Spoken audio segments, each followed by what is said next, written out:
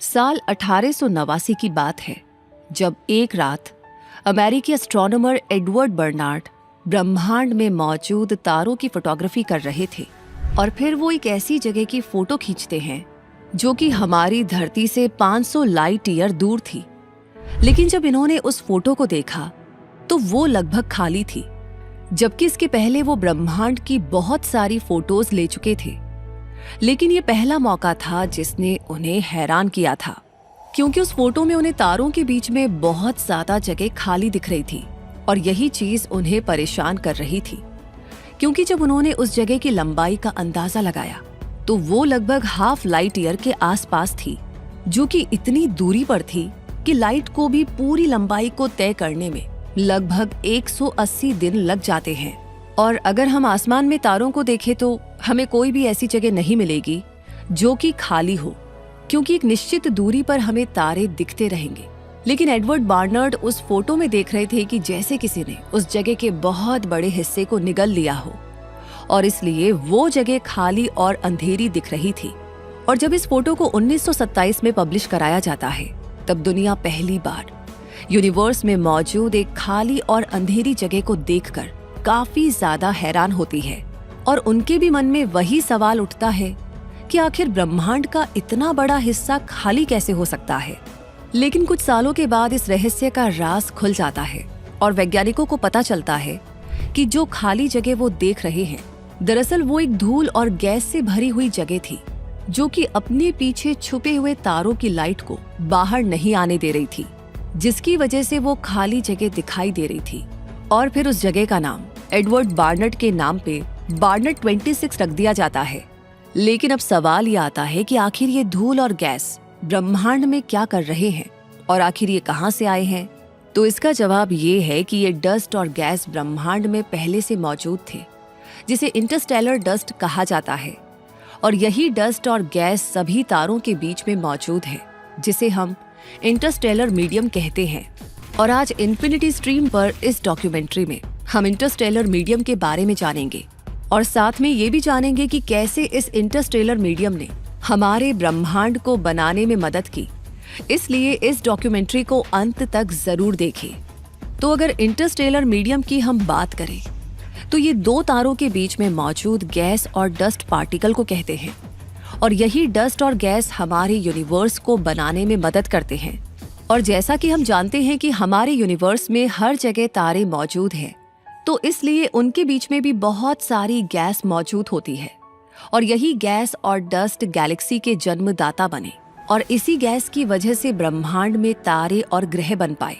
अगर मीडियम की बात की जाए तो इनके द्वारा हम ब्रह्मांड की बहुत सी जानकारियों को इकट्ठा कर पाते हैं और ब्रह्मांड में बनते हुए तारों को देख पाते हैं। और इन्हीं मीडियम की वजह से हम सुरक्षित हो पाते हैं, क्योंकि जैसे हमारे वातावरण में मौजूद गैस आने वाले रेडिएशन और उल्का पिंडों से हमें बचाते हैं, वैसे ही ये इंटरस्टेलर मीडियम मौजूद गैस हमारे सोलर सिस्टम की रक्षा करते हैं। और जब हमारी सभी गैलेक्सीज एक दूसरे से दूर जा रही है, इसके बाद भी ये इंटरस्टेलर मीडियम इनको आपस में जोड़कर रखता है। यहाँ तक कि ये गैस और डस्ट पार्टिकल एक जगह से दूसरी जगह पर लगातार घूमते रहते हैं। और जब जब कभी कोई जगह खाली होने वाली होती है तो ये उस जगह को भर देते हैं और वहां पर नए तारों को बनाते हैं। तो आगे जाकर वैज्ञानिकों ने कॉस्मिक वेब का स्ट्रक्चर तैयार किया ताकि वो डार्क मैटर का एक ग्राफ बना सके। तो उन्होंने देखा कि इंटरस्टेलर मीडियम में मौजूद गैसेस ने अपने लिए डार्क मैटर के सहारे बहुत सारे रास्ते तैयार कर लिए हैं, जहां से वो एक गैलेक्सी से दूसरी गैलेक्सी में गैस का आदान प्रदान करते रहते हैं। वैज्ञानिक ये देखकर सोचते हैं कि आखिर कैसे डार्क मैटर और इंटरस्टेलर मीडियम मिलकर के हर समय ब्रह्मांड के लिए काम करते हैं। और जब गैलेक्सी डार्क एनर्जी की वजह से दूर हो जाती है, तब यही डस्ट उन खाली जगहों पर नए गैलेक्सीज का निर्माण करते हैं। लेकिन सवाल ये उठता है कि आखिर ब्रह्मांड में ये गैस और डस्ट आए कैसे? तो इसकी शुरुआत होती है आज से 13 मिलियन साल पहले, जब हमारा ब्रह्मांड बिग बैंग विस्फोट से पैदा हुआ और धीरे धीरे फैलने लगा। लेकिन उस दौरान सिर्फ रेडिएशन ही था जो बिग बैंग के दौरान पैदा हुआ था। और जब वो रेडिएशन करोड़ों सालों के बाद थोड़ा ठंडा हुआ, तब जाकर लाइट के चक्कर से इलेक्ट्रॉन और प्रोटॉन बने और उसी इलेक्ट्रॉन और प्रोटॉन की वजह से ब्रह्मांड का पहला एटम बना, जिसे हम हाइड्रोजन कहते हैं। और यही हाइड्रोजन आगे चलकर ब्रह्मांड का सबसे पहला इंटरस्टेलर मीडियम बना। और जब हाइड्रोजन बना तो ग्रेविटी की वजह से ये एक जगह इकट्ठा होने लगा, और जब ये एक जगह पर काफी मात्रा में इकट्ठा हो गए तो इन्होंने ब्रह्मांड का पहला तारा बनाया, जो बहुत ही विशाल था और उसका आकार भी हमारे तारों से लाखों गुना बड़ा था। ऐसा इसलिए हुआ क्योंकि उस समय जब हाइड्रोजन बने तो कम जगह में ही हाइड्रोजन काफी ज्यादा मात्रा में थे, जिसकी वजह से ग्रेविटी का मान बहुत ज्यादा था और इसी वजह से एक जगह पर ज्यादा से ज्यादा हाइड्रोजन इकट्ठा हो रही थी। इस वजह से जो तारा बना उसका मास बहुत ज्यादा था और मास ज्यादा होने की वजह से उसके ऊपर ग्रेविटी का मान बढ़ने लगा, जिस रीजन से वो तारा अपने सेंटर की तरफ कोलैप्स हो जाता है और एक सुपरनोवा विस्फोट होता है। उन्हीं सुपरनोवा की वजह से ब्रह्मांड में हर तरफ हाइड्रोजन गैस फिर से फैल जाती है और यही हाइड्रोजन गैस यूनिवर्स का पहला इंटरस्टेलर गैस बनता है और यही इंटरस्टेलर गैस सभी तारों के चारों तरफ फैल जाती है, जो कि ब्रह्मांड की पहली इंटरस्टेलर मीडियम बनती है। लेकिन जब उस समय हाइड्रोजन पैदा हुई तब उसी दौरान कुछ आयनाइज्ड हाइड्रोजन भी पैदा हुए, क्योंकि जब हाइड्रोजन से तारे बन रहे थे तो उस समय टेम्परेचर बहुत ज्यादा था, जिसकी वजह से बहुत से इलेक्ट्रॉन ने अपने हाइड्रोजन का ऑर्बिट छोड़ दिया, जिसकी वजह से वो हाइड्रोजन आयनाइज्ड हो गया, जिसे हम आयनाइज्ड हाइड्रोजन कहते हैं। और वही आयनाइज्ड हाइड्रोजन हर तरफ फैल गया।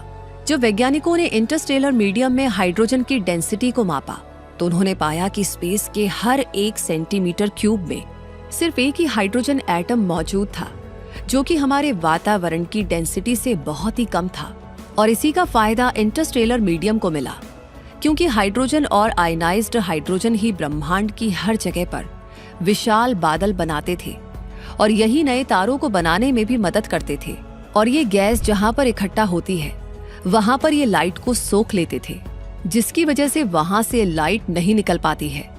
इसका सबसे बड़ा एग्जाम्पल हमारा बार्नर्ड 26 है, जो कि एक विशाल डार्क क्लाउड है। वहां पर भी ऐसे ही गैसेस भरी हुई है, जिसकी वजह से लाइट उसी में फंसकर रह जाती है और वहां पर एकदम अंधेरा छा जाता है। लेकिन इसी हाइड्रोजन और आयनाइज्ड हाइड्रोजन की वजह से ही हम उन बादलों के उस पार देख पाते हैं, क्योंकि जब वैज्ञानिक डार्क क्लाउड बार्नर्ड 26 पर रिसर्च कर रहे थे तो उन्होंने देखा कि वहां से कुछ रेडियो वेव्स आ रही है और यही चीज उन्हें हैरान कर रही थी, क्योंकि जो रेडियो वेव्स आ रही थी उनकी लंबाई 21 सेंटीमीटर की थी और इस वजह से उसकी ऊर्जा कम थी और उन्हें सिर्फ रेडियो एंटीना से ही डिटेक्ट किया जा सकता था। जब वैज्ञानिकों के हाथ ये रेडियो वेव लगता है तब उन्हें बार्नर्ड 26 की गुत्थी सुलझती हुई दिखाई देती है, क्योंकि इस लंबाई की रेडियो वेव सिर्फ हाइड्रोजन के द्वारा निकलती है। क्योंकि हम ये जानते हैं कि एक हाइड्रोजन के अंदर इलेक्ट्रॉन और प्रोटॉन होते हैं और जब ये दोनों एक दूसरे के ऑपोजिट स्पिन करते हैं तब ये कभी कभी एकदम कम ऊर्जा वाली रेडियो वेव पैदा करते हैं और इसी रेडियो वेव को वैज्ञानिक देखकर समझ जाते हैं कि वो डार्क क्लाउड एक हाइड्रोजन गैस के बादल से बने हैं, जिसकी वजह से उसके पीछे छुपे हुए तारे उन्हें दिखाई नहीं देते।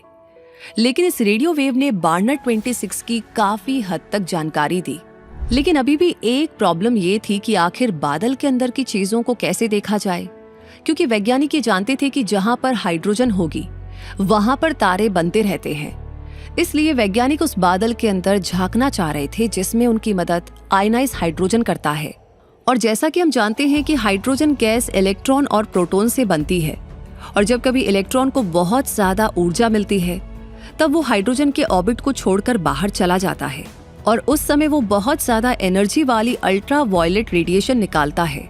और इस रेडिएशन की खास बात ये होती है कि इनकी ऊर्जा ज्यादा होने की वजह से ये गैस बादलों के द्वारा अब्सॉर्ब नहीं हो पाती, जिसकी वजह से ये हमारी धरती तक आते हैं और इस वजह से वैज्ञानिक इन अल्ट्रा वायलेट रेस को डिटेक्ट कर पाते हैं और उसके बारे में जानकारी इकट्ठा कर पाते हैं।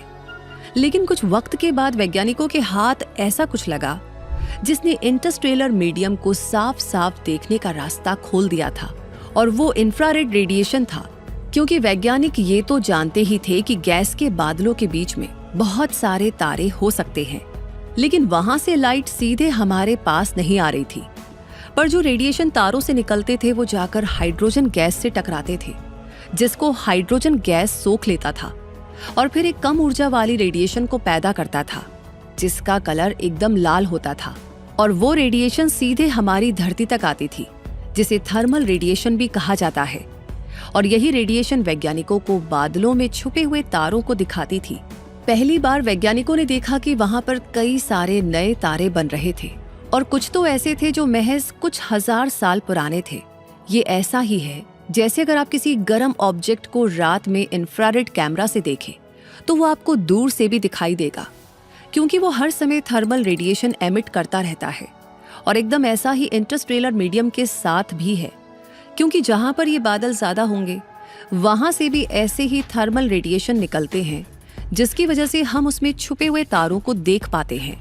तो यहाँ पर आपने देखा कि कैसे इंटरस्टेलर मीडियम की वजह से हर तरफ आकाश गंगा और तारों का निर्माण हो रहा है। और जिस इंटरस्टेलर मीडियम की हम बात कर रहे हैं वो सिर्फ हाइड्रोजन के द्वारा ही नहीं बना है, बल्कि इस मीडियम में कई तरह के पार्टिकल्स पाए जाते हैं। क्योंकि जब ब्रह्मांड का निर्माण हुआ था तब उस समय सिर्फ हाइड्रोजन और हीलियम जैसी ही गैसेस मौजूद थी, लेकिन वक्त के साथ साथ और भी नए एटम और गैस बनते गए।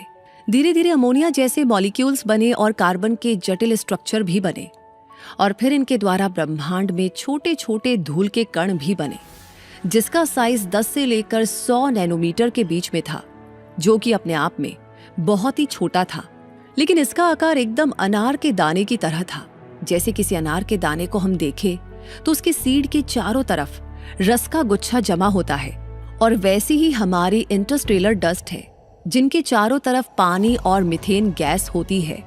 और यही चीज सबसे खास थी, क्योंकि बहुत से वैज्ञानिक ये मानते हैं कि पानी का जन्म सबसे पहले इंटरस्टेलर मीडियम में हुआ, और फिर उसके बाद यही डस्ट जिस प्लैनेट पर गई वहां पर पानी का अस्तित्व आया। और कुछ तो ये भी मानते हैं कि बहुत से उल्का पिंड इन्हीं डस्ट से मिलकर बने थे, और जब हमारी धरती बन रही थी तब उस दौरान बहुत से उल्का पिंड हमारी धरती पर गिरे, जिसकी वजह से हमारी धरती पर पानी आया और जीवन पनप पाया। और अगर हम कॉस्मिक रेज की बात करें तो वो भी हमारे इंटरस्टेलर मीडियम का हिस्सा है, क्योंकि ये भी लगातार एक सोलर सिस्टम से दूसरे सोलर सिस्टम में ट्रैवल करती रहती है और हमारे यूनिवर्स में काफी प्रभाव डालती है। और अगर कॉस्मिक रेज की बात करें तो इसकी खोज 1911 में विक्टर फ्रांस हेस के द्वारा की गई थी। लेकिन कॉस्मिक रेज नाम ऐसा है कि लोगों को सुनकर लगता है कि ये कोई रेज होगी, लेकिन कॉस्मिक रेज भी इंटरस्टेलर मीडियम में मौजूद पार्टिकल और गैसेस ही हैं। जो वैज्ञानिकों ने इनकी गणना की तो पाया कि 90% कॉस्मिक रेज का हिस्सा हाइड्रोजन गैस होती है और 10% हीलियम गैस होती है, और मात्र 1% ही इलेक्ट्रॉन और पॉजिट्रॉन होते हैं। तो ज्यादातर कॉस्मिक रेज हमारी सूरज से आती है, क्योंकि हम जानते हैं कि हमारे सूरज की सतह प्लाज्मा से बनी हुई है, जिसकी वजह से सूरज वक्त वक्त पर प्लाज्मा का तूफान पैदा करता है, जिसकी वजह से बहुत से आयनाइज्ड पार्टिकल और गैसेस हमारी धरती की तरफ आती है, और उनकी स्पीड इतनी ज्यादा होती है कि जब वो हमारे वातावरण से टकराते हैं तब गामा रेडिएशन को जन्म देते हैं। और जब यही पार्टिकल हमारी धरती के साउथ और नॉर्थ पोल से टकराते हैं तब ऑरोरा जैसी घटनाएं भी होती हैं। और बहुत से कॉस्मिक रेज जैसे इलेक्ट्रॉन और पॉजिट्रॉन सुपरनोवा एक्सप्लोजन से पैदा होते हैं और इंटरस्टेलर मीडियम में ट्रैवल करते रहते हैं। और जब ये वहां पर मौजूद पार्टिकल से टकराते हैं तो बहुत ज्यादा गामा रेडिएशन पैदा करते हैं। और इन्हीं कॉस्मिक रेज की वजह से एस्ट्रोनॉट को स्पेस ट्रैवल करने में भी काफी सारी दिक्कतें आती हैं, और यहाँ तक कि स्पेस रॉकेट और उनके स्पेस शूट को भी ये बहुत ज्यादा प्रभावित करते हैं। तो यहाँ पर आपने देखा कि हमारा इंटरस्टेलर मीडियम सिर्फ गैसेस से नहीं बल्कि बहुत से कॉस्मिक रेस से भरा पड़ा है। लेकिन हमारे इंटरस्टेलर मीडियम में गैस और कॉस्मिक रेस के साथ बहुत सारे मेटल्स भी मौजूद है। लेकिन सोचने की बात यह है कि आखिर ये मेटल इंटरस्टेलर मीडियम में आए कहाँ से और कैसे? तो इसका जवाब है कि जैसे हम प्लास्टिक को बार बार रिसाइकिल करते हैं, वैसे ही हमारा इंटरस्टेलर मीडियम भी खुद को बार बार रिसाइकिल करता है, और उन्हीं रिसाइकलिंग की वजह से हमारे यूनिवर्स में ये मेटल्स आ पाए। अब इसको अगर हम शुरू से समझें तो जब बिग बैंग हुआ तो हमारे ब्रह्मांड में हर तरफ हाइड्रोजन गैस फैली हुई थी, जो हमारे ब्रह्मांड का पहला इंटरस्टेलर मीडियम बना, फिर उसके बाद उन्हीं गैसेस ने मिलकर के तारे बनाए, जो कि बाद में फिर विस्फोट हुआ। तब दूसरी बार हमारे इंटरस्टेलर मीडियम में हाइड्रोजन के साथ साथ हीलियम भी थी, और फिर उसके बाद इन एटम ने मिलकर के बहुत बड़े आकार के तारों का निर्माण किया, जिसकी वजह से उनके कोर में आयरन जैसे हैवी मेटल बन पाए। और कुछ टाइम के बाद फिर से टाइप 2 सुपरनोवा विस्फोट हुआ, जो कि एक सुपरनोवा से कई गुना बड़ा होता है, जिसकी वजह से गैस और डस्ट फिर से चारों तरफ फैल गए, और उन्हीं की वजह से कोर के अंदर मौजूद मेटल भी यूनिवर्स में फैलने लगे। तो इस तरह से ये रिसाइकल प्रोसेस करोड़ों सालों से चलता आ रहा है, और जितनी बार ये रिसाइकलिंग प्रोसेस पुराना होता जाएगा, उतना ही ज्यादा इंटरस्टेलर मीडियम में मौजूद गैस और डस्ट के केमिकल स्ट्रक्चर बहुत ज्यादा कॉम्प्लेक्स होते जाएंगे। इन्हीं कॉम्प्लेक्स कॉम्पोजिशन की वजह से ऑक्सीजन और सिलिकॉन जैसे एटम बन पाए।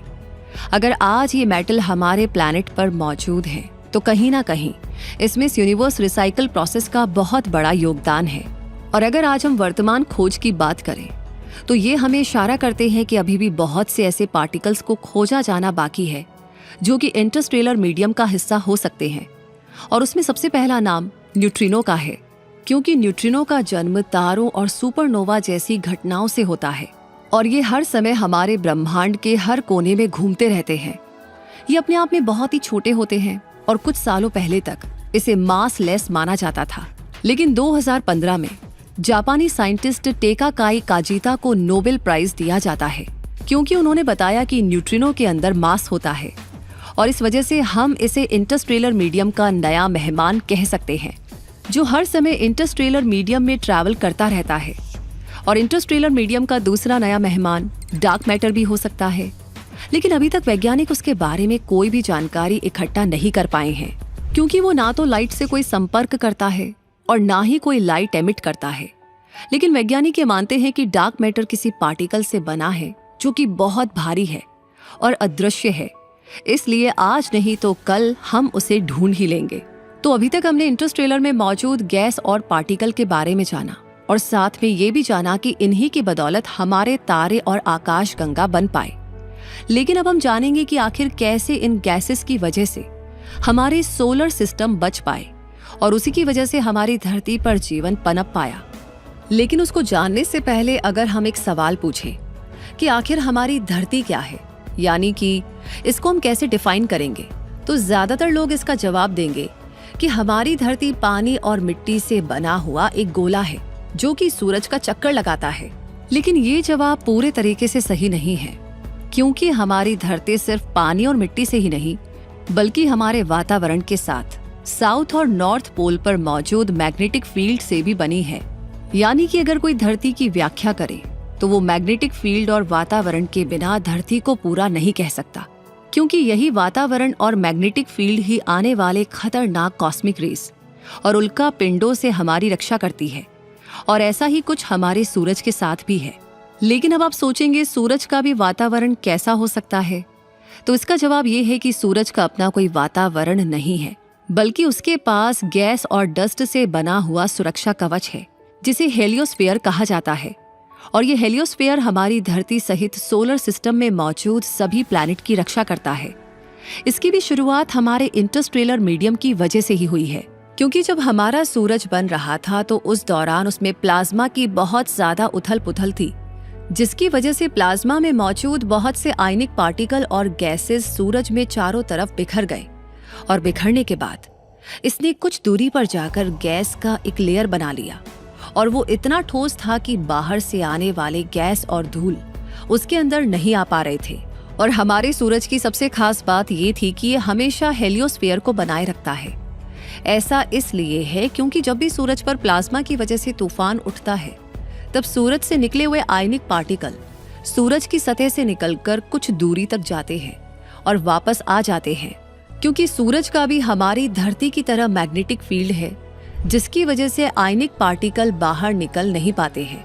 लेकिन जिस पोल से मैग्नेटिक फ्लक्स बाहर निकलते हैं और अंदर आते हैं, वहां पर मैग्नेटिक लाइन बहुत सीधी होती है, जिसकी वजह से कुछ पार्टिकल को बाहर निकलने का मौका मिलता है। और ये ऐसा ही है जैसे आप घर में रखे हुए मैग्नेट के ऊपर लोहे का चूरा डालेंगे, तो आपको वो चूरा मैग्नेटिक लाइंस के हिसाब से बनता हुआ दिखाई देगा। और जब आप ध्यान से देखेंगे तो उसके नॉर्थ और साउथ पोल पर जो आयन पार्टिकल होंगे वो सीधी रेखा में बने होते हैं। और ऐसा ही हमारे सूरज के साथ भी होता है, क्योंकि जब पार्टिकल सूरज के दोनों पोल से निकलना चाहते हैं तब उस जगह पर पार्टिकल बहुत तेजी से सीधा रास्ता तय करते हैं, जिसकी वजह से कभी कभी कुछ पार्टिकल सूरज के मैग्नेटिक फील्ड से बाहर निकल जाते हैं और सूरज से दूर जाने लगते हैं और फिर जाकर ये हेलियोस्फीयर में जमा होने लगते हैं, जिसकी वजह से वो सुरक्षा कवच मजबूत होने लगता है।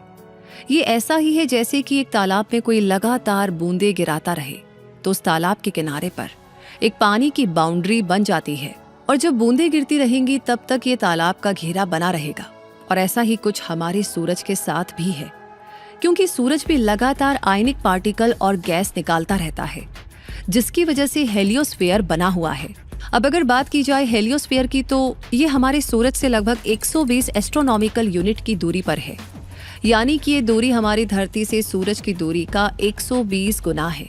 क्योंकि हमारी धरती की दूरी खुद सूरज से सिर्फ एक एस्ट्रोनॉमिकल यूनिट है, जिसे वैज्ञानिक 1 AU बोलते हैं, तो हेलियोस्फीयर की दूरी का अंदाजा आप इस बात से लगा सकते हैं कि ये हमारे नेपट्यून ग्रह से भी 4 गुना ज्यादा दूरी पर है।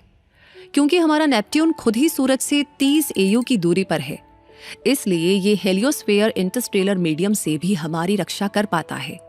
क्योंकि हम जानते हैं कि यूनिवर्स में हर तरफ इंटरस्टेलर गैस और डस्ट मौजूद है, और जब हमारा सोलर सिस्टम मिल्की वे गैलेक्सी का चक्कर लगाता है तब यही हेलियोस्फीयर बाहरी गैस से हमारी रक्षा करता है, जिसकी वजह से बहुत कम गैस हमारे सोलर सिस्टम में आ पाती है। यानी कि हम ये कह सकते हैं कि जहां से इंटरस्टेलर मीडियम की बाउंड्री शुरू होती है वहां से ही हमारे सोलर सिस्टम की रक्षा भी होती है। और जब हेलियोस्फीयर मिल्की वे में घूमता है तब ये एक पानी की बूंद की तरह होता है, जिसके आगे का भाग एकदम स्फीयर की तरह होता है और पीछे का भाग एकदम पूंछ की तरह होता है। क्योंकि जब बाहरी गैस और डस्ट इससे टकराते हैं तब आगे के भाग पर बहुत ज्यादा दबाव पड़ता है, इसलिए उसके आगे का भाग थोड़ा सा फ्लैट हो जाता है, जिसकी वजह से वो पूरा प्रेशर उस स्फीयर के पीछे वाले भाग पर लगता है और वो भाग एक पूंछ की तरह बन जाता है। तो देखा आपने कि कैसे इंटरस्टेलर मीडियम सभी तारों को एक सुरक्षा कवच भी देता है, जिसकी वजह से सभी तारे आराम से गैलेक्सी में आकाश गंगा में घूम पाते हैं। और इस हेलियोस्फीयर को हम ध्यान से देखें तो हमें एकदम इंटरस्टेलर में मौजूद डस्ट पार्टिकल की तरह लगता है। क्योंकि जैसे डस्ट पार्टिकल वाटर और मीथेन से घिरे होते हैं, वैसे ही ये सूरज भी डस्ट और गैस से घिरे होते हैं। यानी कि हम हेलियोस्फीयर को ब्रह्मांड का सबसे बड़ा डस्ट पार्टिकल कह सकते हैं। लेकिन हमने देखा कि कैसे इंटरस्टेलर मीडियम में छोटे डस्ट भी मौजूद थे, जो कि बर्फ और गैस से घिरे हुए थे।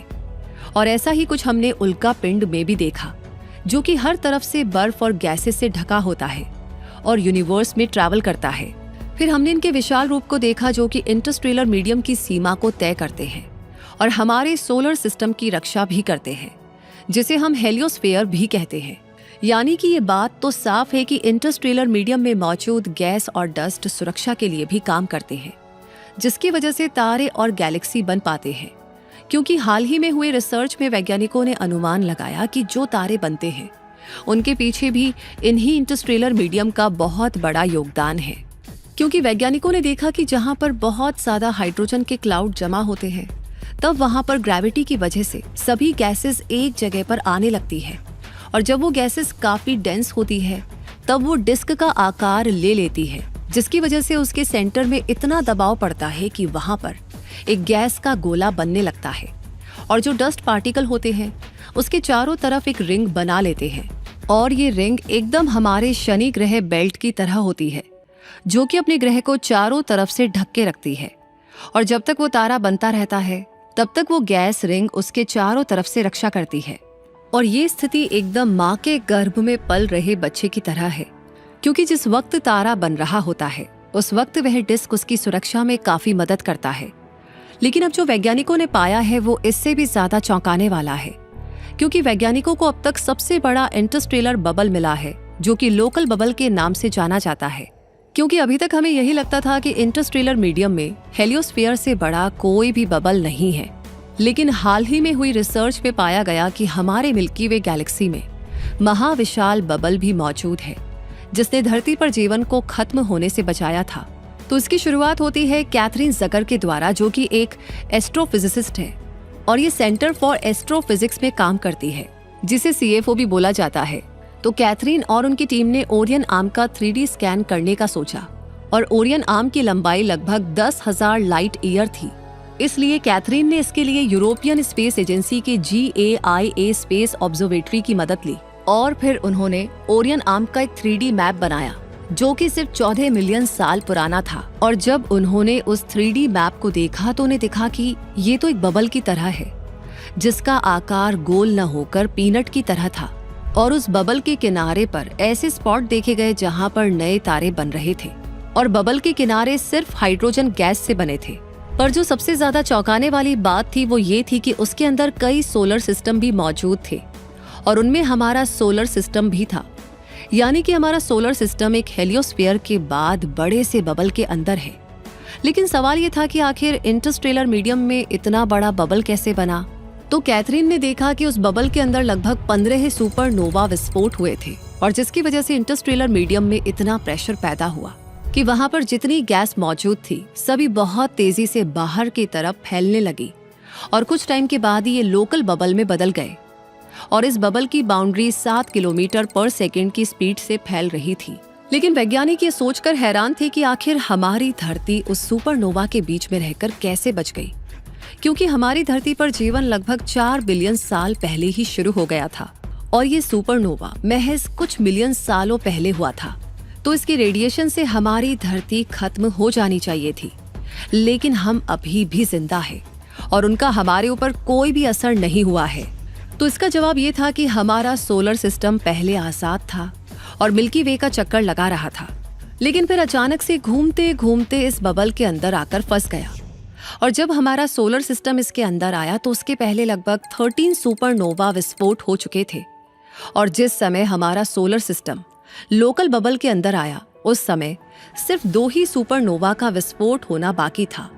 और जब वो सुपरनोवा हुए तो हमारी धरती से लगभग 300 मिलियन ईयर दूर थे, जिसकी वजह से बहुत कम हीट और डस्ट पार्टिकल हमारी धरती तक पहुंच पाए और इसी हीट और डस्ट ने हमारी धरती पर जीवन को बचाने का काम किया, क्योंकि आज से लगभग 2.5 मिलियन साल पहले हमारी धरती पर आइस एज आई थी, जिसकी वजह से सभी जीव खत्म हो रहे थे और हमारी धरती के चारों तरफ बर्फ की चादर लगातार फैल रही थी।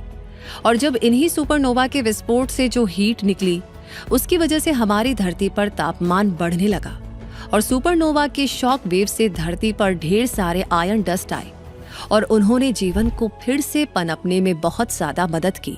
यानी कि अगर आज हम जिंदा है तो इस लोकल बबल का सबसे बड़ा योगदान है। लेकिन आपको जानकर हैरानी होगी कि ये बबल वक्त के साथ धीरे धीरे फैलना कम कर देगा और ये पूरी तरह से खत्म हो जाएगा और हमारा सोलर सिस्टम फिर से आजाद हो जाएगा। तो देखा आपने कि कैसे हमारे इंटरस्टेलर मीडियम में मौजूद गैस और पार्टिकल एकदम इंसानी दिमाग की तरह है। जैसे इंसान हर समस्या को देखकर एक प्लान बनाता है और फिर उसे सॉल्व करता है, वैसे ही हमारे इंटरस्टेलर मीडियम में मौजूद गैस और डस्ट भी समय के साथ नई नई योजनाएं बनाते हैं और तारों के जन्म से लेकर धरती को बचाने तक का काम करते हैं। तो इसी के साथ ये डॉक्यूमेंट्री यहीं पर कंप्लीट होती है। ये डॉक्यूमेंट्री आपको कैसी लगी कमेंट सेक्शन में हमें जरूर बताइएगा। धन्यवाद, मिलेंगे जल्दी ही।